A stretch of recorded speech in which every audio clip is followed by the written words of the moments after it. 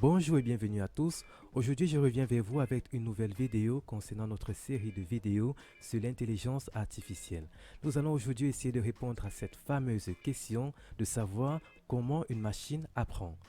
Avant de commencer cette vidéo, si tu me regardes et que tu n'es pas encore abonné, je t'invite juste à aller en dessous de cette vidéo et de cliquer sur le bouton abonner et surtout n'oublie pas d'activer la cloche de notification afin de ne pas rater les prochaines vidéos qui vont être mises en ligne.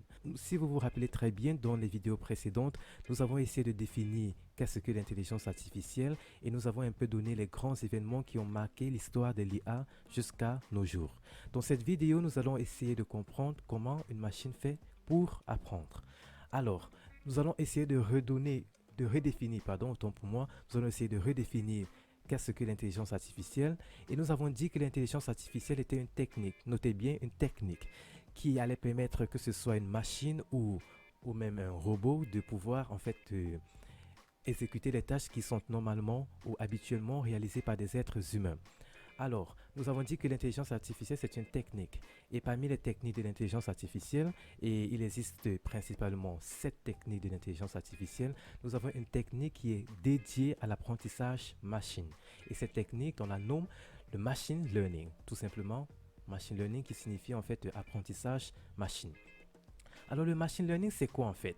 Le machine learning ou science de prédiction, selon son auteur Arthur Samuel, c'est en fait donner la capacité à une machine d'apprendre sans qu'elle soit explicitement programmée pour. En gros, une machine, elle va apprendre toute seule. Mais je pense que vous vous posez la question de savoir, mais comment une machine, elle va apprendre toute seule?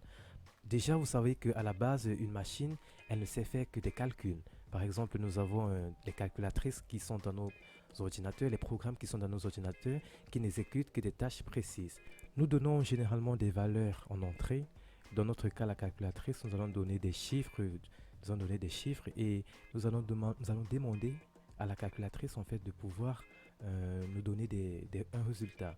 Si par exemple nous voulons effectuer l'addition de deux nombres, nous allons donner les deux nombres et nous allons bien sûr sélectionner l'opérateur dont nous voulons utiliser et à la fin nous aurons le résultat. En fait ici les programmes étaient définis en fait avant avec une fonction bien précise et ces fonctions étaient statiques, c'est-à-dire que le programme n'allait pas, les fonctions n'allait jamais changer de résultat en fait. Ça allait toujours donner un résultat, on s'attend toujours à avoir un même résultat en fonction de ce que nous donnons en entrée. Donc c'était comme ça un peu la vision des ordinateurs au début. Il n'y avait pas vraiment cette notion d'intelligence. Et c'est, si vous vous rappelez en fait très bien dans l'historique, la vidéo de l'historique de l'intelligence artificielle, c'est la raison pour laquelle les scientifiques, ils avaient déjà créé l'ordinateur, ils se sont posé la question de savoir, mais est-ce qu'on peut la rendre intelligente? Parce qu'en fait, comme je vous ai dit, au départ, l'ordinateur n'était pas intelligent, n'est pas intelligent du tout. Tout ce qu'il savait faire, c'était effectuer des opérations. Donc, ces scientifiques ont voulu donc imaginer des machines qui allaient aller au-delà en fait de juste effectuer des calculs, c'est-à-dire être intelligent, être capable de prendre des décisions sans avoir besoin en fait de l'intervention humaine. Oui, j'imagine que vous êtes en train de vous dire, mais ça ne répond pas à la question de savoir comment une machine apprend. Effectivement, vous avez raison. En fait, les machines, pour qu'elles apprennent, elles ont besoin des données. Elles ont besoin d'énormément de données. Et en anglais, on appelle les données des data. Data, c'est le pluriel d'un mot latin qui s'appelle datum, qui représente un fait, et les data, c'est un ensemble de faits qui vont permettre d'arriver à une conclusion. Et il existe plusieurs types de données. Nous avons généralement les données structurées, ce sont des informations que ce soit un mot, un signe ou même un chiffre, et en fait c'est représenté dans des cases, vous savez par exemple une base de données ou voilà ou un tableur comme Excel. Et ces informations en fait vont être traitées par des machines. Et nous avons aussi des données qui sont non structurées comme son nom l'indique, qui sont non organisées. Nous avons par exemple des images, des vidéos ou même des sons, des audios. Pour qu'une machine apprend, il faut qu'on lui donne des données. Et en machine learning, on appelle cela expérience, de l'expérience. Et l'expérience ou jeu de données, ça peut être par exemple une image, vous savez, ou une vidéo, ou même de l'audio, ou même du test, des chiffres, des nombres, par exemple le prix des maisons. Et après avoir donné ces données, voilà, à la machine, il va falloir qu'on précise en fait la tâche qu'elle doit réaliser, la tâche qu'elle va apprendre. Et ça peut être par exemple catégoriser des images, ça peut être prédire le prix d'une maison, ça peut être la reconnaissance d'images, ça peut être différentes tâches, vous voyez. Et en fonction de la tâche qu'elle va apprendre, à la fin, il va falloir qu'on évalue son apprentissage pour effectivement confirmer que la machine a appris. Vous savez, il faut garder toujours à l'esprit que on essaie de reproduire les mécanismes d'apprentissage de l'être humain chez la machine. Donc au départ, comme chez l'être humain, je vais prendre le cas simple de, par exemple, un professeur qui vient vous dispenser un cours. Au départ, il va vous donner, il va venir vous transmettre ses connaissances. C'est comme des données que vous allez recevoir. Et après, vous allez apprendre. Vous allez apprendre des données, des informations qu'il va vous communiquer. Et bien évidemment, à la fin du cours, il va falloir qu'on vous évalue. Et à la fin, en fonction de ce que vous allez produire, on va pouvoir savoir si par exemple vous avez des bonnes notes, on va pouvoir dire qu'effectivement vous avez appris. Donc c'est exactement ce qu'on veut essayer de reproduire chez une machine. On va lui donner des données et on va préciser la tâche qu'elle doit réaliser, qu'elle doit apprendre. Et à la fin, on va venir évaluer la performance de son apprentissage. Donc c'est comme ça que ça fonctionne un peu. Et il existe donc des algorithmes d'apprentissage. Ces algorithmes en fait vont permettre à la machine d'apprendre seule en fonction de la situation qui se présente. Donc nous avons les données qu'elle va recevoir, la machine va recevoir des données. Ensuite, en fonction de ces données, elle va faire une tâche précise et après on va évaluer pour savoir si effectivement la machine a appris des données qu'elle a reçues. Revenons un petit peu aux algorithmes d'apprentissage. Ce qu'il faut savoir, c'est qu'au machine learning, il existe principalement trois grandes familles d'algorithmes d'apprentissage. Nous avons premièrement l'apprentissage supervisé, nous avons aussi l'apprentissage non supervisé et nous avons finalement l'apprentissage par renforcement. Nous allons essayer de vous expliquer de façon très simple comment fonctionnent ces trois types d'apprentissage. Alors, l'apprentissage supervisé, comme son nom l'indique, signifie que l'apprentissage est supervisé. Cela veut dire qu'il faut en fait un superviseur qui est là pour pouvoir aider la machine à apprendre à réaliser une tâche précise. Et je vais prendre par exemple le cas de la reconnaissance d'image. Nous voulons apprendre une machine à pouvoir différencier un chat d'un chien. Qu'est-ce qu'on va faire? En effet, on va apprendre la machine en lui donnant des exemples, des milliers d'images de chats et de chiens. Mais ce qui va se passer, c'est quoi? On dit que l'apprentissage est supervisé, c'est-à-dire qu'il y a un superviseur qui va aider la machine à pouvoir faire la différence. Donc les données, ici ce sont les images, on va étiqueter ces données, donc le superviseur va étiqueter, c'est-à-dire il va aider la machine à apprendre à différencier un chat d'un chien. Et il va donc nommer les images, par exemple toutes les photos de chat, il va mettre chat, il va dire c'est un chat, il va dire que c'est un chat, ainsi qu'un chien. Il va donner ces données à la machine et ce que la machine va faire, c'est qu'elle va apprendre. Elle va recevoir ces données, elle va recevoir la photo d'un chat, elle va recevoir la photo d'un chien et bien sûr quand elle va recevoir la photo d'un chat, ce sera marqué que c'est un chat. Quand elle va recevoir la photo d'un chien, ce sera marqué que ce sera un chien. Elle va recevoir des milliers d'exemples de chats, d'images de chats et de chiens.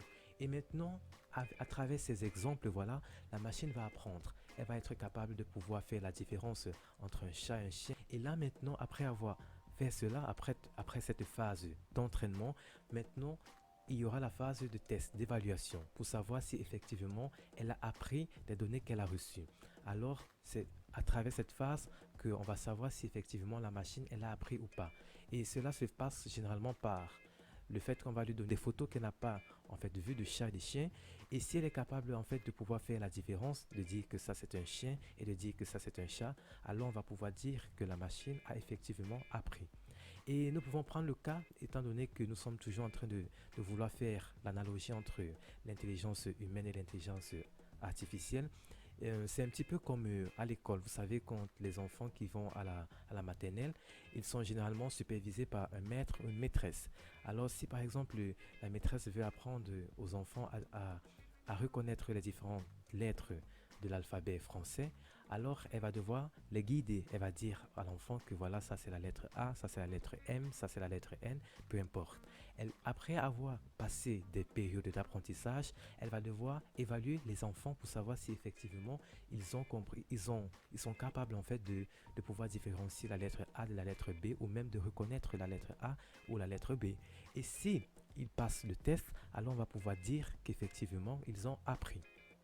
Voilà en ce qui concerne l'apprentissage non supervisé, la machine va elle-même pouvoir apprendre des données qu'elle va recevoir afin de pouvoir prendre des décisions. Ici, il n'y a pas d'intervention humaine. Et ce type d'algorithme en fait est beaucoup utilisé dans le secteur bancaire. Vous savez, par exemple, si une banque veut savoir qui sont les clients qui sont susceptibles de quitter, alors grâce à leurs informations, par exemple le levé de compte bancaire, les réactions face aux offres et aux demandes, alors ces algorithmes vont être capables d'identifier ces clients et ceci va par exemple aider la banque à pouvoir adopter une stratégie commerciale pour pouvoir en fait les faire retenir, les retenir dans la banque. En ce qui concerne l'apprentissage par renforcement, en fait, c'est basé sur le principe de récompense. Vous savez, comme par exemple, vous voulez apprendre un enfant en lui donnant chaque fois qu'il trouve une bonne réponse des sucettes, une récompense en fait. Et quand il ne trouve pas une bonne réponse, on le pénalise. Par exemple, vous pouvez dire qu'il ne joue pas aux jeux vidéo pendant une semaine. Et bien en fait, ce principe s'applique aussi aux machines. En fonction de l'action qu'elle va prendre, elle aura une récompense qui peut être positive ou négative. Et de cela, elle va apprendre de ses expériences. Et on utilise beaucoup ce type d'apprentissage dans le cas des voitures autonomes. Nous avons compris qu'un ordinateur, à la base, ne sait faire que des calculs. Mais grâce au machine learning, qui est une technique qui va permettre de dépasser cette limite. Cela consiste donc à un programme qui, au départ, ne sait rien faire du tout, mais avec du temps et de l'expérience, va apprendre. Et pour cela, on utilise donc des algorithmes d'apprentissage. Et en général, plus on fournit des données, plus nos algorithmes d'apprentissage vont devenir performants. Vous comprenez mieux maintenant pourquoi l'intelligence artificielle avant n'avançait pas vraiment. Parce qu'il manquait des données. Mais maintenant, nous produisons énormément de données. Imaginez par exemple les posts, les photos que vous likez ou que vous commentez sur Internet. Et aussi grâce à la puissance de calcul des ordinateurs qui ont augmenté. Maintenant, le machine learning a pris un rôle tellement important dans notre vie que nous ne pouvons plus nous en passer. J'espère que vous avez été mieux édifié à travers cette vidéo sur comment une machine apprend.